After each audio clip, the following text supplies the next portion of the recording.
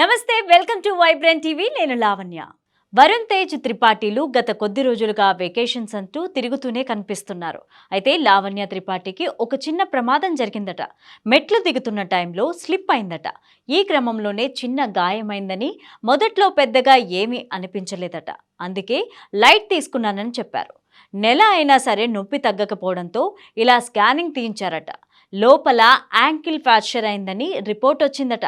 So అందుకే ఇక ఇంట్లోనే రెస్ట్ తీసుకుంటున్నారు లావణ్య. వరుణ్ లావణ్యల వివాహం తర్వాత వీరిద్దరూ వేస్తున్న ట్రిప్స్, వెకేషన్ ఫొటోస్ ఎంతగా వైరల్ అవుతున్నాయో అందరికీ తెలిసిందే. అయితే ప్రస్తుతం వీరు సినిమాల లైఫ్ను కాస్త పక్కన పెట్టి పర్సనల్ లైఫ్ మీదే ఎక్కువగా ఫోకస్ పెట్టినట్టు కనిపిస్తోంది. ఇక లావణ్య తెలుగులో ఏ ప్రాజెక్ట్ కూడా అంగీకరించలేదని తెలుస్తోంది. వరుణ్ తేజ్ మాత్రం మట్కా మూవీతో బిజీ కానున్నారు. ఇక వరుణ్ తేజ్ చివరిగా చేసిన ఆపరేషన్ వాలంటైన్ మంచి ప్రయత్నంగా ప్రశంసలు కూడా పొందింది. కానీ కమర్షియల్గా సక్సెస్ కాలేకపోయింది. వరుణ్కు ప్రస్తుతం ఓ కమర్షియల్ సక్సెస్ పడాల్సిన అవసరం ఎంతైనా ఉంది.